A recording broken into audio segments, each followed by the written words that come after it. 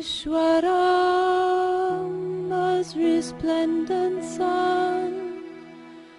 It's the start of a bright new day.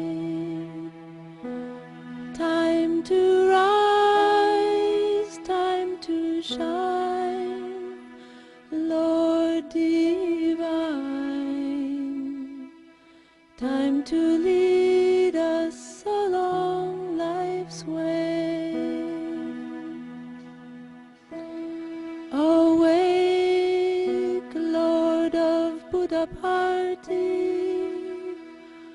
Awake, O Lord, over all mankind.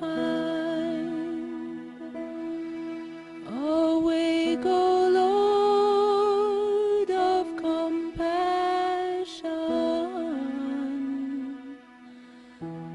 That the world good fortune may find.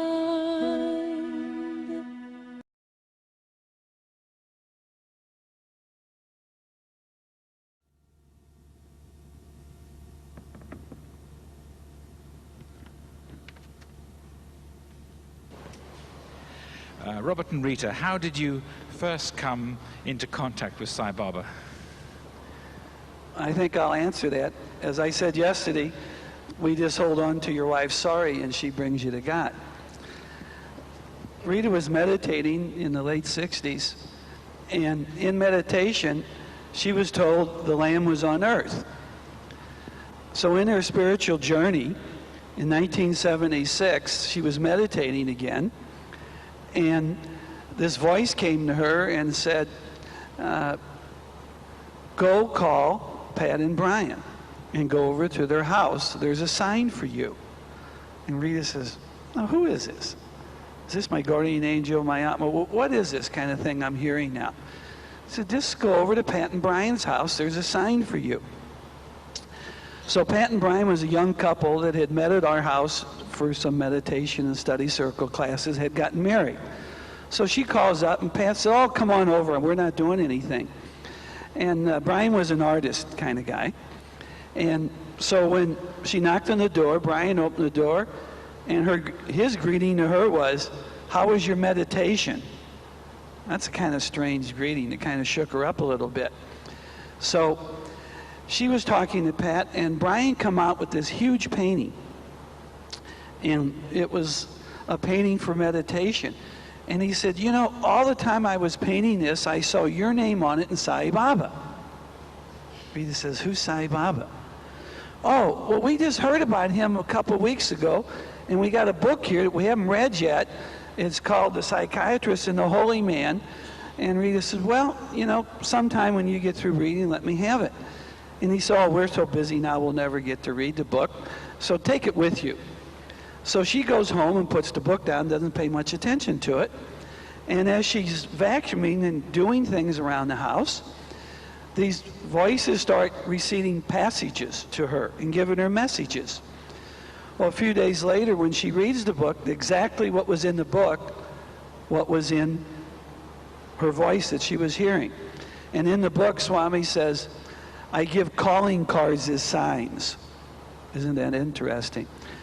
I am the Lamb, Ba, Ba.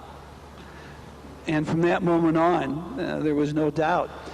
What was really strange was, she was on the spiritual path and I wasn't. But there was never any doubt in my mind of Baba's spirituality as the divine human being on earth. I didn't know what God was. I thought, you know, he's somebody up there. But I never had a doubt of his divinity. And he was the most divine person on this planet.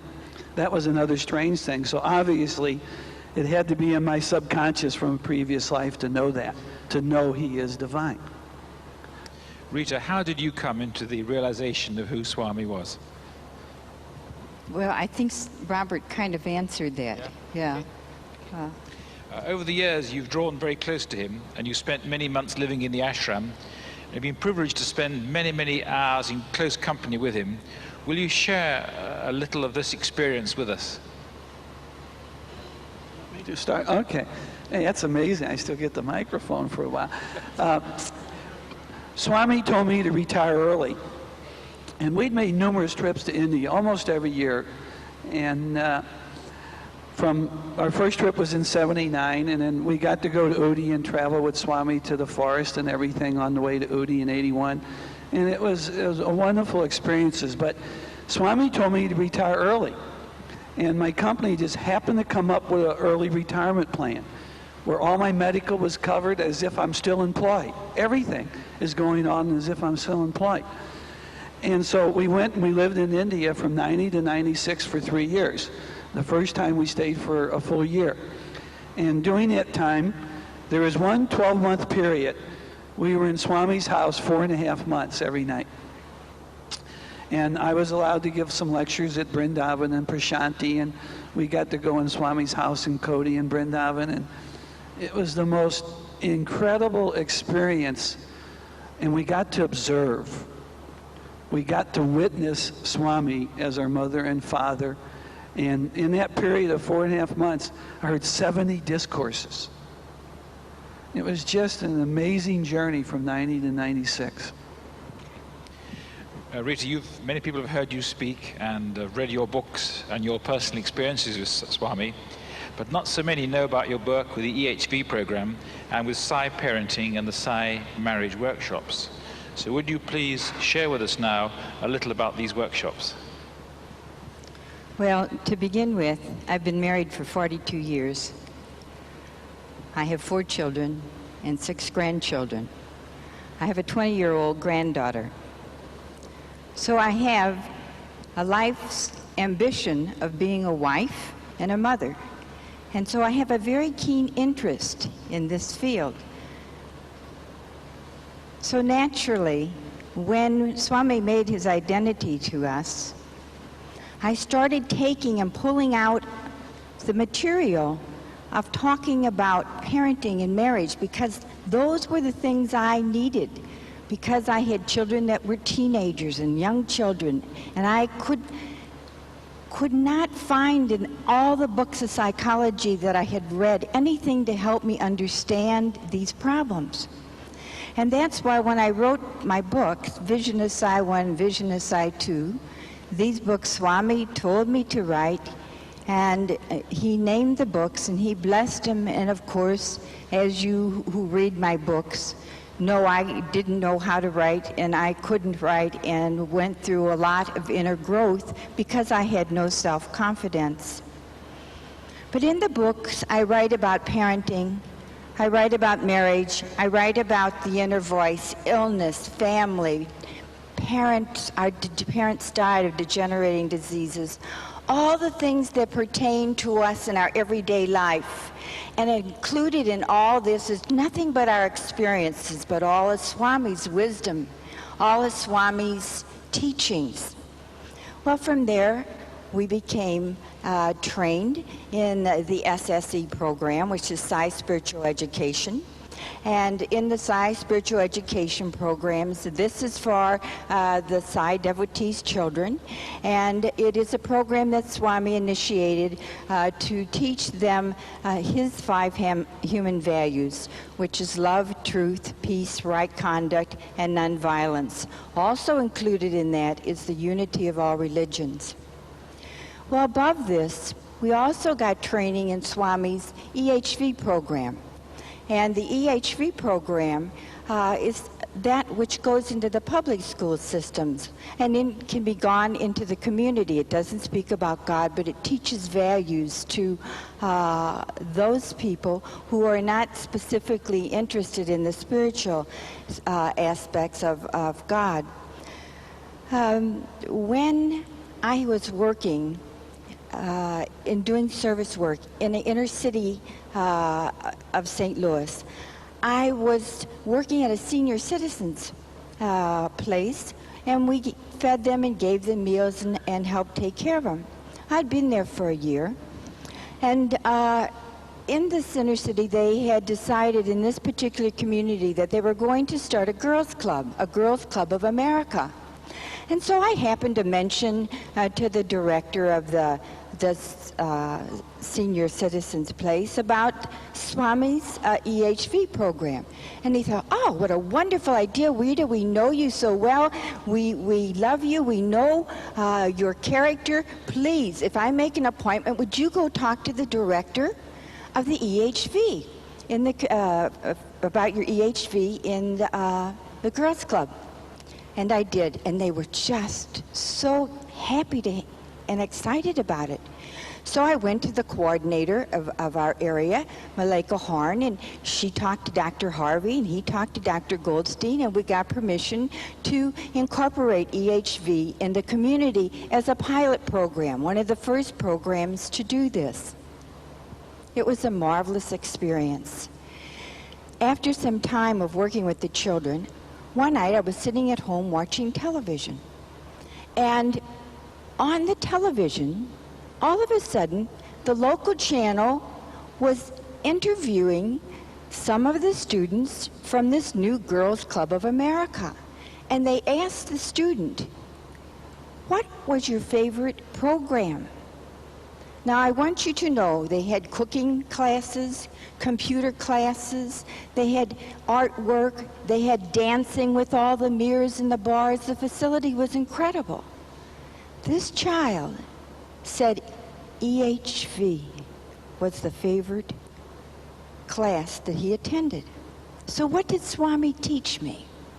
Swami taught me this, that number one, by my example, because people could feel his love, and I was trying to practice his teaching by serving others, got me in the door. And then the children, they want to hear what is right. They want to learn what is good. And how does this relate to us as parents? Very well. Number one, example. We as parents must be example. Number two, it is our duties and responsibility to teach these children. Have you talked to Swami about these workshops, and what guidance has he given to you about holding them? Well, for the past 10 years or more, Robert and I have been giving talks on parenting and marriage. And we've got to do some of these in Swami's EHV building at Prashanti Nilayam. And devotees have said, gee, why don't you do workshops? And and they had asked us also, why didn't we write a pamphlet or something? So it was really interesting. About 2 years ago, a year and a half ago when we were there, we were talking to a woman who was a coordinator and a very old devotee of Sai Baba's in Europe. She had invited us for lunch, and so we were talking to her about this and some of our work that we had done with the youth along these lines. And she just got so excited. She said, that's it, you've got to come to Europe. She says, tomorrow's my last day here. She says, this is what I want you to do. She said, I want you to go to your room, write Swami a letter, ask Swami about these workshops. Then after you write the letter, we will go to Mrs. Shari and see if we can get a front row for the next morning. Sure enough, Mrs. Shari gave us a front row. And we were sitting in there, and she said, this woman said, now if we both get an interview, we will ask Swami. If I only get an interview, I will ask Swami. So Swami came up directly to me, took my letter, and said, when are you leaving? Now, this was around the 1st of December. I said, Swami, the 1st of January. He says, don't worry, I will see you. He goes to the lady next to me, and he says, go. So she goes and has an interview, and Swami said, yes, yes, I will bless. Have Rita, Bruce, and Robert go do these workshops. So when we went back to the room, we got this message from her. And then I said, gee, would you mind going with me to Dr. Goldstein so that he knows about this? So we went to Dr. Goldstein and explained.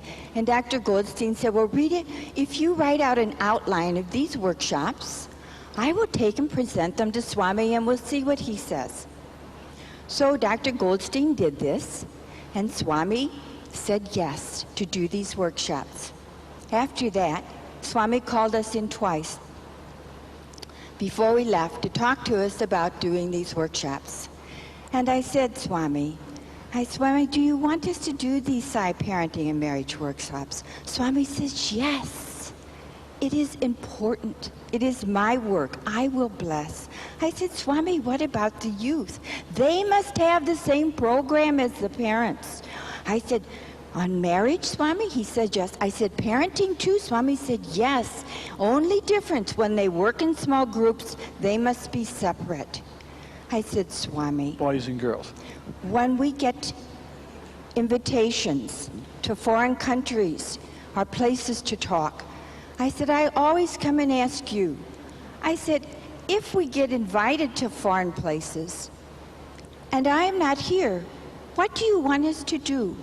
He says, you go wherever you are asked. You go wherever you are asked. 3 times he said that, I will bless.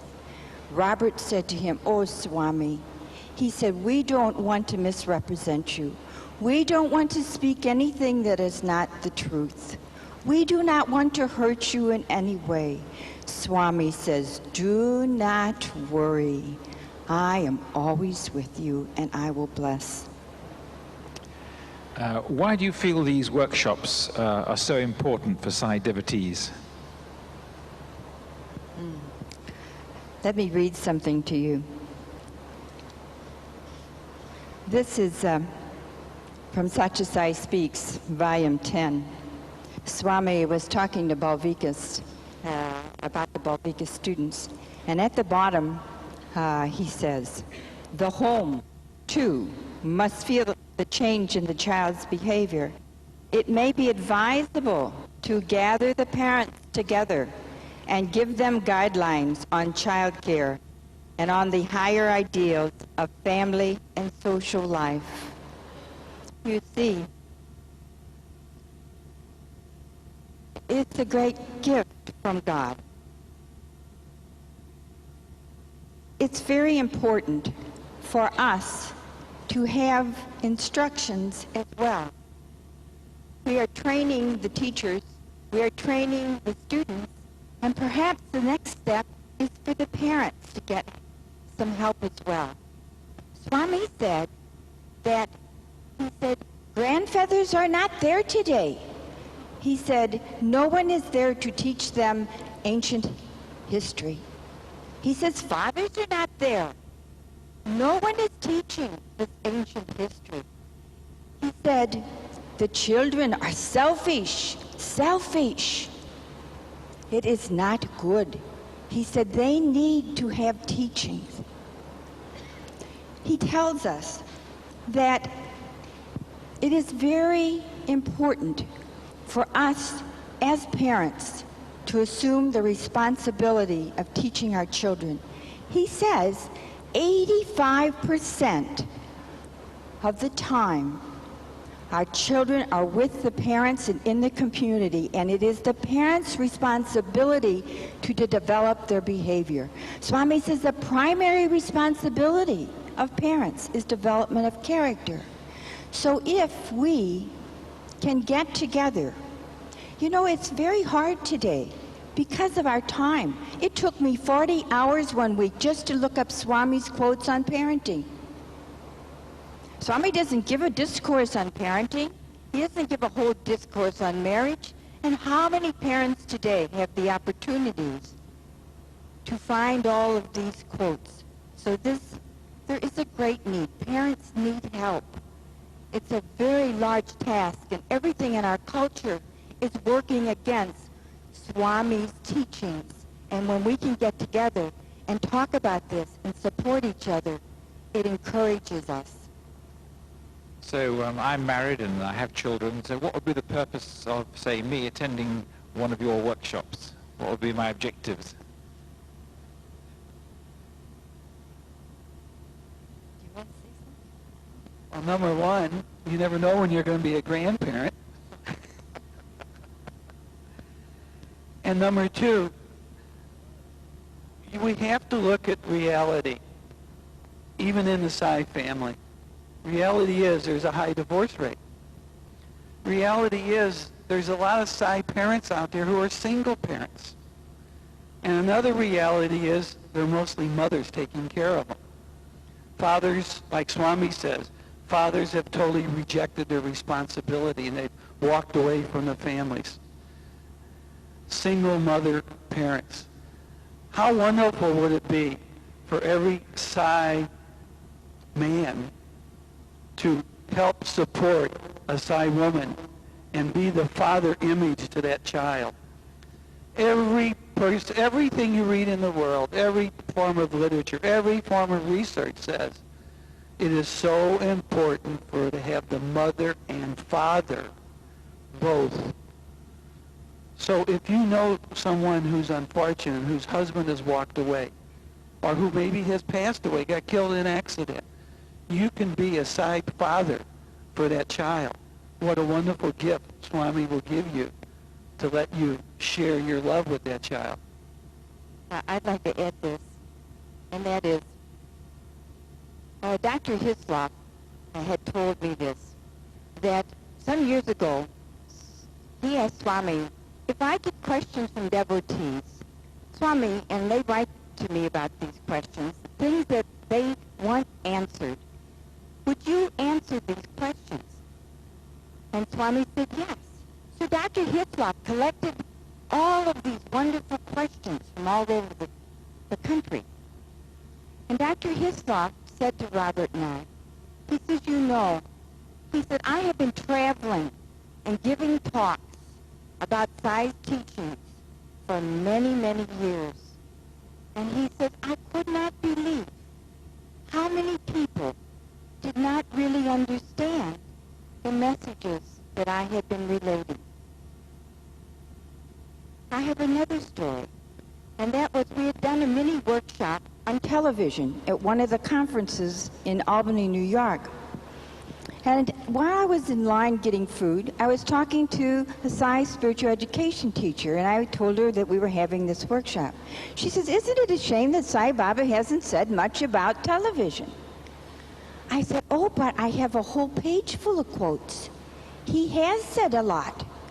So sometimes we're under the impression that the devotees know Swami's teachings on parenting and on marriage. And this is an opportunity because most parents don't have the time.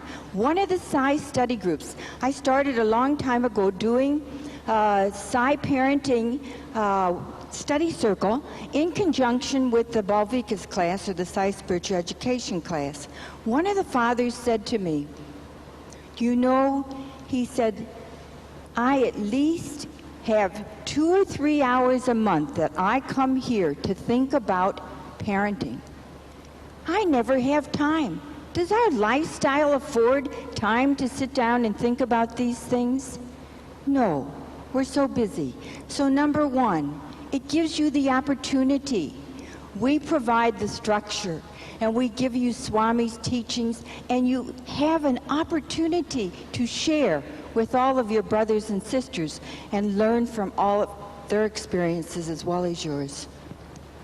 I know that many people would find the concept of sharing the intimate details of their private lives in a workshop quite threatening, especially us men who are reluctant to share our emotions.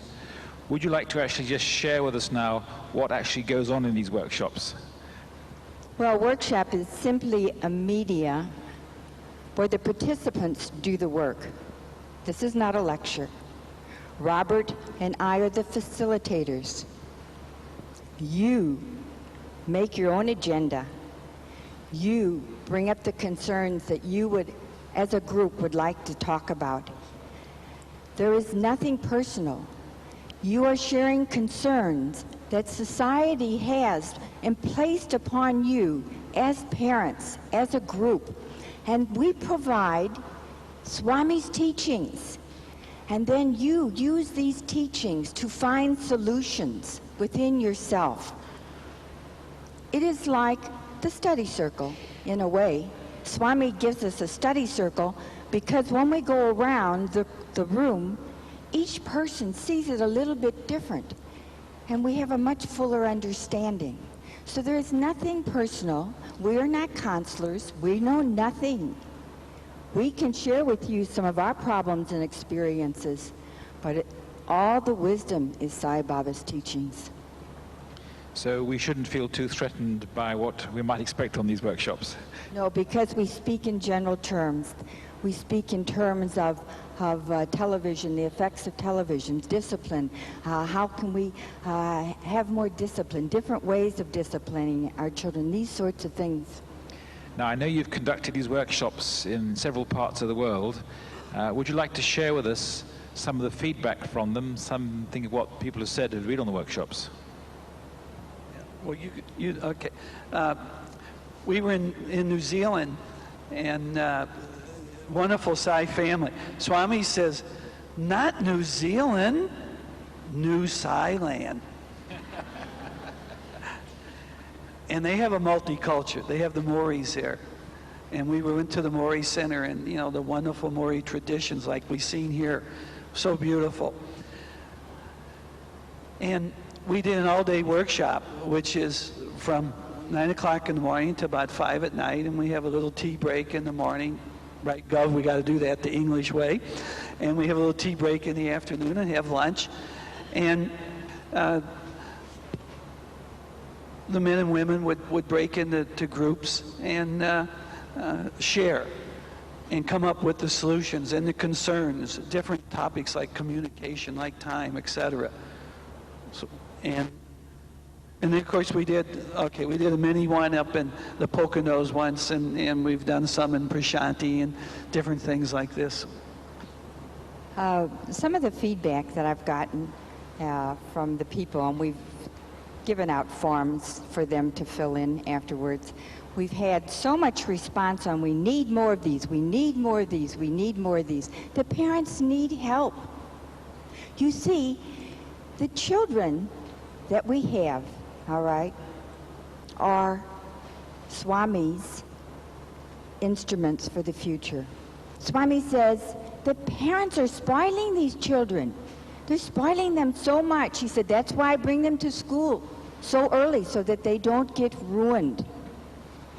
So these children have to have parents that are full of love, and they have to have parents that know Swami's teaching so that they can guide them and help them. So it's very important, because while you look around all over the world, how many parents there are, how many young adults are coming up to have children. The greatest number of new devotees are coming from these parents. So if the children get this instruction and this love to begin with, they will become much more loving. They won't have as much negative programming as Dr. Jamsai talked about. One of the comments was, it was very comforting to know that we are not alone. It helped me to realize the problems are workable. Another person's comment was, these workshops are particularly useful as designed because those with problems in one particular area went to that area so they could work on it. And then you had those same people developing solutions to their own problems, thus proving that we all have solutions within ourselves. And that's what's so beautiful, is the solutions are there if we just have the time. And this gives us the time to do that. Now, are these workshops just for adults and married people, or can young people attend as well? Swami wants the young people to have this too. And if you, yes, they're separate. And if you stop and think about it, we only parent as well as we know how to. And it is the same with marriage. If we can share our experiences with the young people, and if they can learn more about what Swami wants in a relationship. For example, Swami says, he says in marriage, first comes understanding, second adjustment. 90% of all people are doing adjustment first. This is wrong. First comes understanding. And through understanding, we have to learn to communicate. in our marriage workshop, that was one of the things that was greatly attended. Most people went into communication. Some of the questions that they asked Swami, and then they found solutions in this workshop. But a couple of the questions were, how can I increase my communication skills so that it does not result in conflict? What is the dharmic way to communicate effectively? How can I respond to my partner at each moment willingly and with love? These are the sorts of things that they wanted to talk about. These are the sorts of things that they found solutions to. Everyone benefits from this. I know from my own experience as a parent and putting Swami's teachings into practice with my own family, that the greatest threat to young people today is what I call peer group pressure, and the way other children are perceived as living their lives, or the way other parents allow their children to live their lives. And I think that one of the advantages of such a workshop would be that it gives parents that moral support and communication with their children as to why to implement such values. Oh, absolutely. Absolutely. The children all get together and try to figure out a way to con us, but the parents aren't together. There's two things. Oh, you want to say something? Well, I was just going to say that, you know, it's interesting, all of us as children growing up, if we really didn't want to do something because that conscience twiggled in us a little bit, we'd say, oh, my dad won't let me do it. We'd always blame Dad, right? Well, now, who do we have? We can blame Swami. You can say to your child, I'm sorry, this is what Swami's teaching says, and I can't allow you to do it because when I go to India, I want to have a good darshan. I don't want to have backside darshan and have him mad at me. So he's making me do it, so get off my case, guy. So we have now Swami as our parent to help blame, like we used to try to blame and tell our peers that, oh, I can't do that, even though Dad never said I couldn't do it. So this gives us that extra strength, too, that we can play the same game with them as they play with us.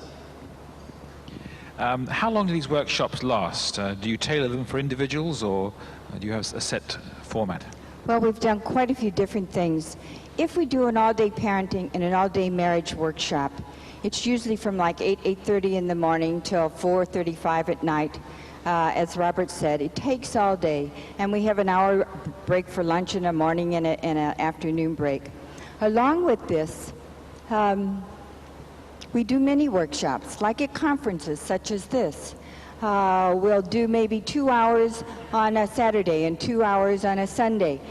We did a workshop on television. It was incredible. We did 2 hours one day and 2 hours the next day. And to give you an idea of how this kind of worked, what we did was we put 0 to 6 years of age, 6 to 12, and 12 on up categories. And the parents went to these different categories. And to begin with, we had a blurting session, and we wanted to find out what are the negative effects of television. We came up with 30 negative effects of television and 7 good qualities of television. So we ask ourselves, why are we allowing our children to watch so much television? But in these 3 groups, then we ask the question, I would like for you to discuss in your small groups what programs your children are watching and which programs your children would like to watch. The parents, they did these things, and then as a result, they had to select 3 programs, and they, with Sai's teachings on televisions, which we provided, had to work out solutions and give reports to everyone, so everyone got to find out. We have a magnificent list of Sai devotees using Sai vision, taking each program and analyzing what are the good qualities, what are the bad qualities. Would Swami allow this to happen? Swami tells us, from the very moment that television appeared, it has polluted the mind of men. It is demoralizing the family. Just think, from the very moment that television appeared, it's polluted the minds of men. There was a statistic in an Indian newspaper when I was in India. It said a child goes to school 900 hours a week. No, 900 hours a year. I'm terrible in mathematics. And he watches 1,170 hours of TV. If there are two things that Swami stresses more than anything else, and Robert and I got such a marvelous opportunity to watch Swami interact with his students and listen to what he said with his students when we were in his house. He doesn't want them to watch television. The influence of TV is very, very negative. This programming goes into their subconscious, and that's what happens. There was a young boy. He was in Swami's school, and it was his first year. And Swami knew his parents was missing the boy. And he was about 10 years old, so he let him go back to England for the Christmas holidays while the school was closed. So he comes back, and his grandfathers met him in Bangalore and brought him up to see Swami, and he's sitting there. And in between Darshan and Bhajan, Swami brings him and Grandpa in. And he looked at the boy and said, "Why were you watching wrestling on TV? Very bad, very bad." And he looked at him and he said, "When you went over to so-and-so's house, you were eating turkey." He says, "Your father's a vegetarian. Your grandfather's a vegetarian. At school, you're a vegetarian. Not good to eat meat like that." So he come out and he says, "Grandpa, how did he know I was watching that wrestling match on TV?" But see, Swami knows what's polluting the child. He knows these things. And it's just a forum for us to get together and talk about. Because Swami, as you read Swami's discourses more and more, and especially when you read the discourses to the students, he is constantly talking about molding their character and our responsibilities. On Eswarama Day, he talks about the responsibilities of mothers. He talks about the responsibilities of fathers. And he talks about marriage constantly. And of course, he teases some. And some of his stories about marriage, they may be kind of funny, but they're very much to the point and makes you think a lot. You know, all of our young people who aren't married, the main question that is on their mind is, who will I marry? And I'm going to tell you what Swami says. When I was just a young girl, I asked Sai Ma, who will he be? Will he be handsome? Will he be rich? Here's what Sai said to me. Sai Ram, whatever I will be. The future's not yours, you see. It belongs to me.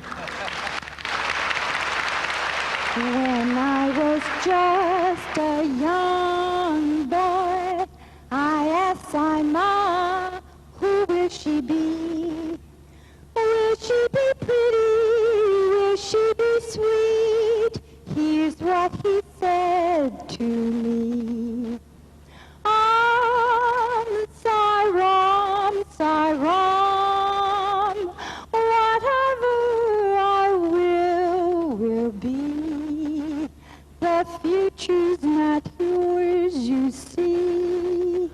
It belongs to me.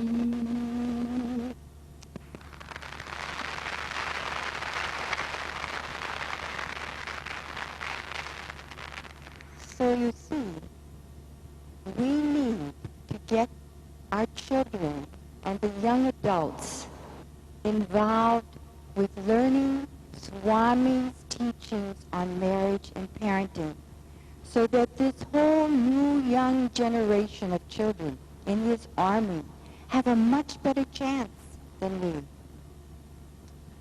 So now we're all fired up and we've decided we want to go on one of these workshops. How do we go about finding out how to do it, where they are, and the process? Ask and you shall receive. Seek and you shall find. And just whatever Swami's divine timing is, it happens, you know. It's all his timing, when and where. And we have to, sometimes one of the young adults said, well, do I just sit in the chair and say, okay, Swami? Of course not. Swami says, like we said yesterday, we're scissors.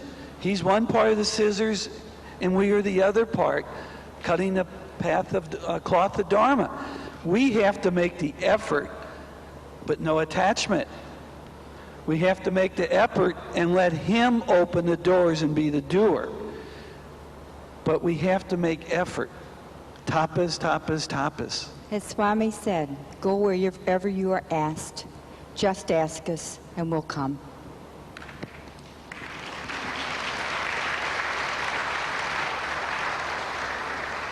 When Swami held her hand and looked at her and said, this is my work. My work. And we really know that.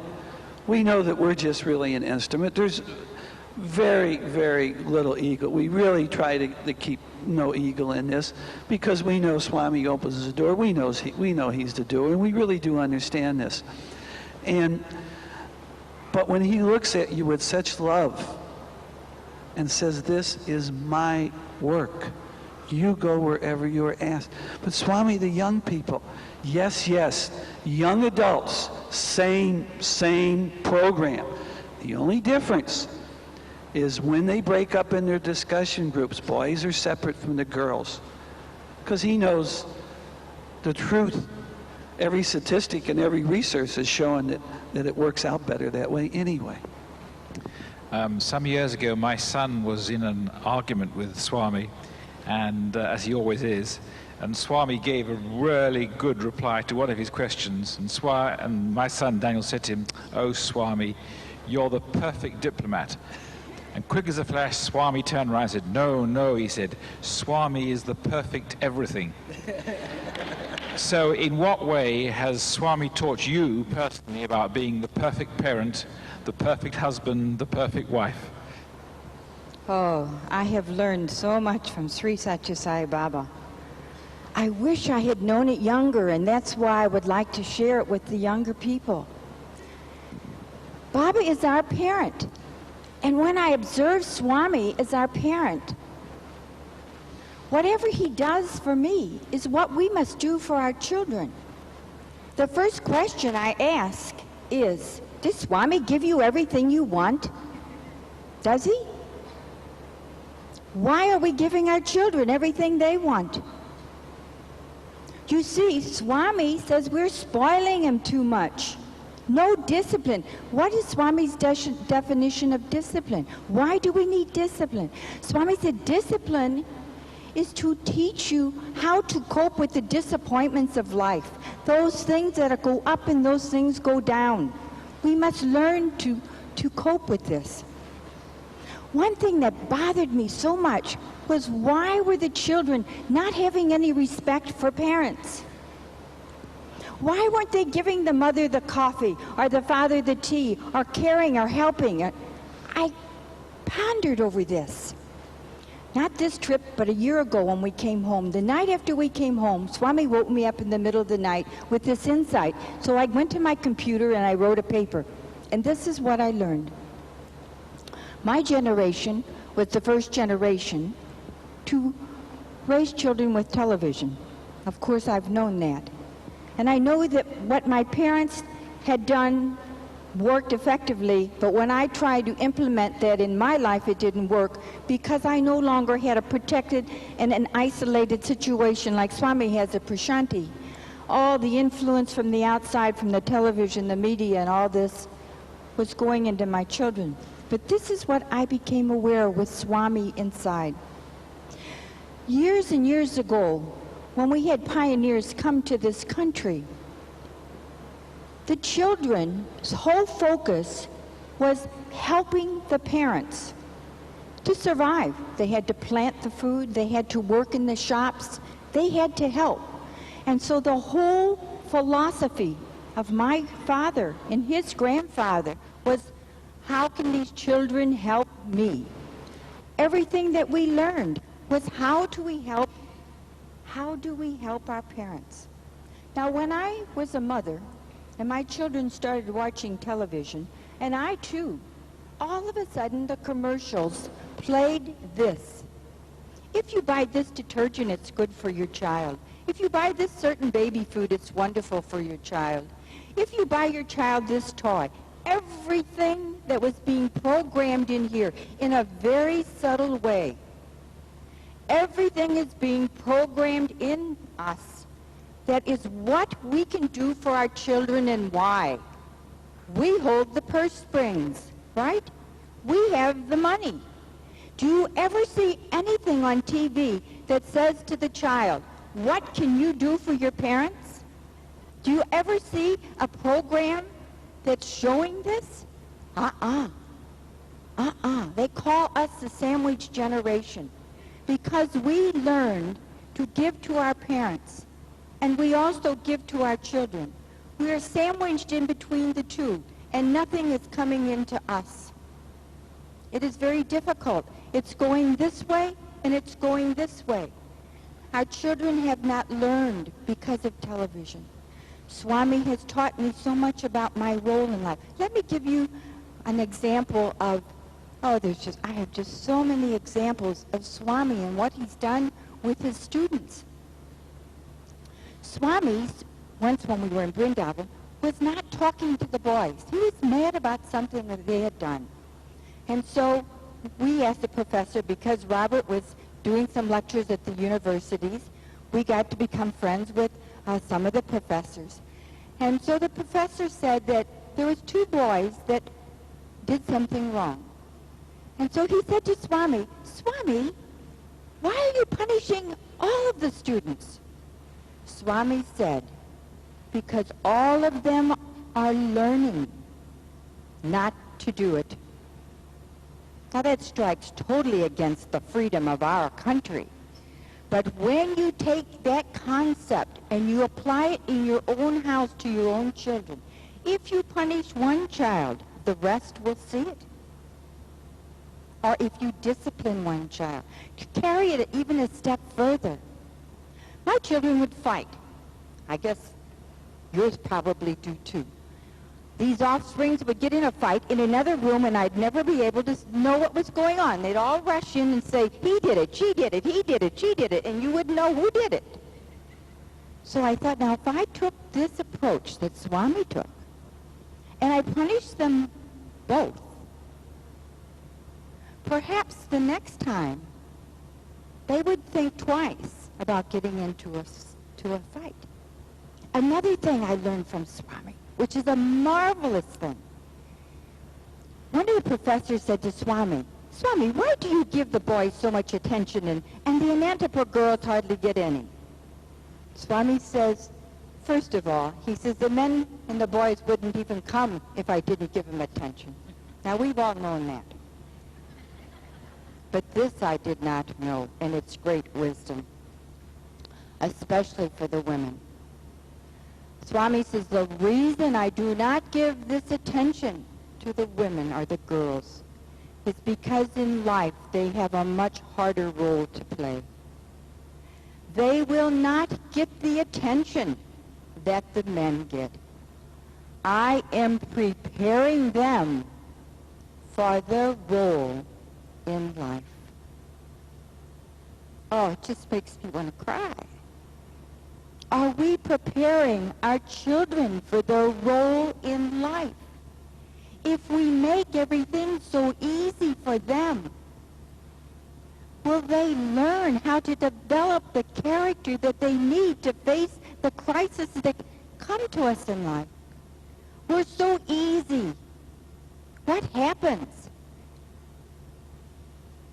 What happens with this easiness? They get married. They have a problem. They want a divorce.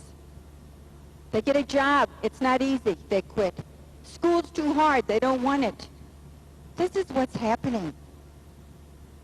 You see, we need to learn to allow them to experience some of their own results. Swami told the boy students in Kodaikanal.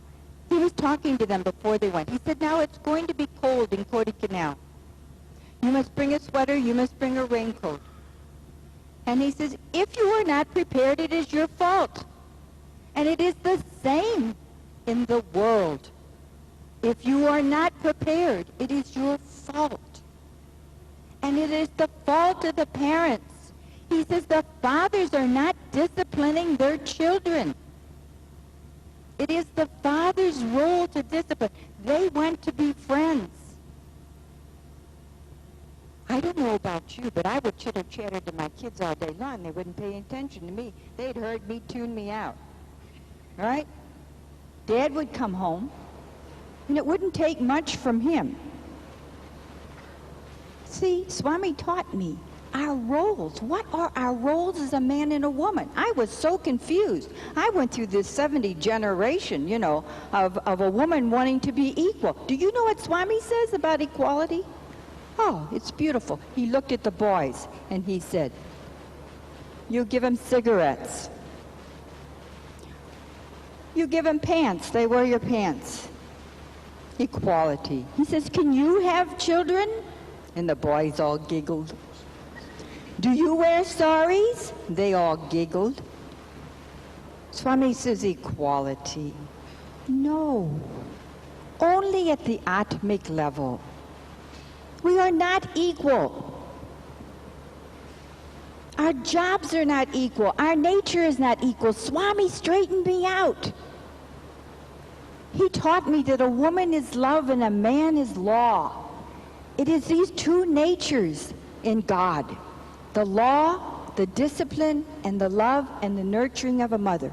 He taught me that a mother, he said to the boys, if you cannot give your mother what she wants, you will never be able to love God. He says, ask your children this question, wherefrom did you come? You would not exist if it were not for your parents. You owe your parents more than anyone else, especially your mother, because she has given you her body. She has sacrificed her life. She says a mother will sacrifice her life for our child. She will go beyond the limit. A man will stop after so long of trying. A woman will never stop. It is our nature. It is beautiful. We are responsible for the devotion. See, I'm on a roll. Very good too. Swami's taught me so much.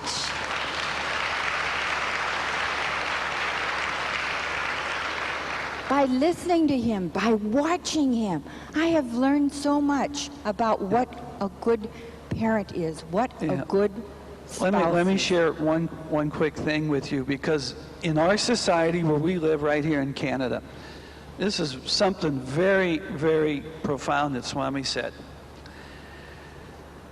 There was a young couple who had just been married, and he was working, and he brought a businessman home.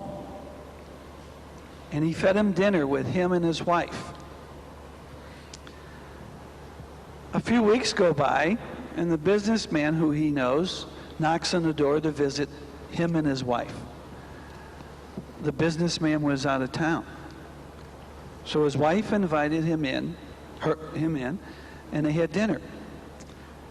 Not too long after that, her husband was gone again, and his friend invited her out to the movies. And of course, there was trouble. Swami says, whose problem and whose fault is it?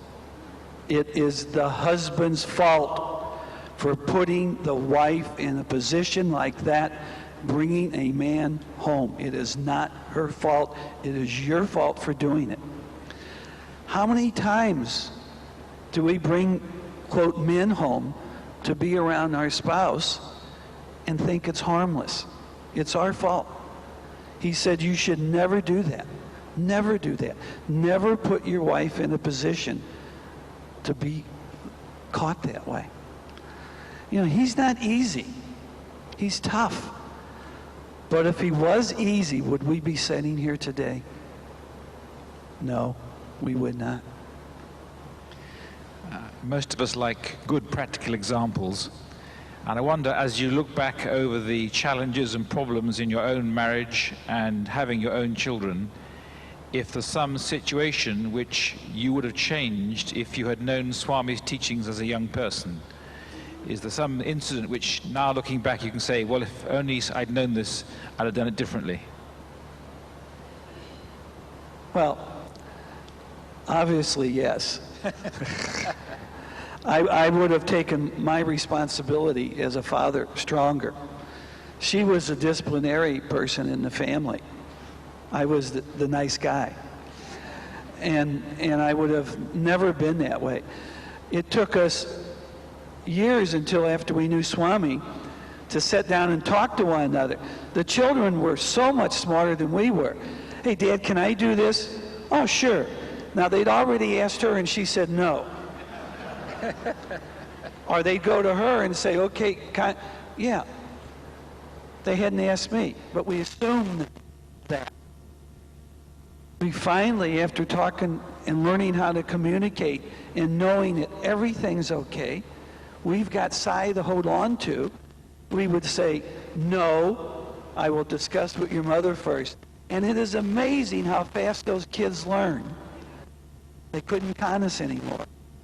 That would be one of the biggest things I would change, is 100% communication on everything with my wife. I maybe didn't agree to her all the time, but Swami says she's the chairman, so what can I say? Well, Robert and Rita, we know why you believe passionately in these workshops, born out of your own experience. Will you just finally just share with us your vision for these workshops in the Sai movement in the world in the years to come? Oh, do I have a vision?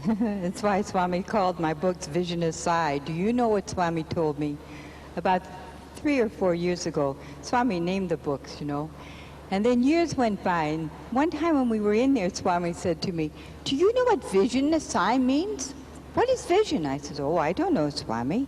Swami says, vision means love. So for the love of Sai, what I see in this beautiful Sai movement that he has provided, he has given us the devotion, he has given us the service, and he has given us the education. These 3 beautiful wings to support the body, the mind, and the spirit. In the educational field, we are working very hard with training the students, training the teachers, and perhaps now the next step is we can bring help to the family unit. As we all know, the family unit has disintegrated into singles. 1 out of every 2 people are divorced today. It is so important to have good marriages. The youth, are one of their big concerns is that they will get divorced. I want to live with someone first, or I want to date with someone first. I want to do all of these things first so that I can see if it's going to work. In my day, no one got divorced. So we want to bring it back to this. We want to be able to take Swami's teachings and give it to the mothers and the fathers and the future mothers and the fathers. We want to strengthen your roles as parents, as marriage partners, to let that love flow. If you're strong and your love is strong, you see, Swami says this. He says, first he says, do I have time? Yes. First Swami says, a child is born and it loves its mother. It doesn't want to leave its mother. It is always close to the mother. Then it grows. And then peers become first. Friends are more important. Mothers last. Then he says the child grows up and they become youth. And girls become first. Wife becomes first. Peers second.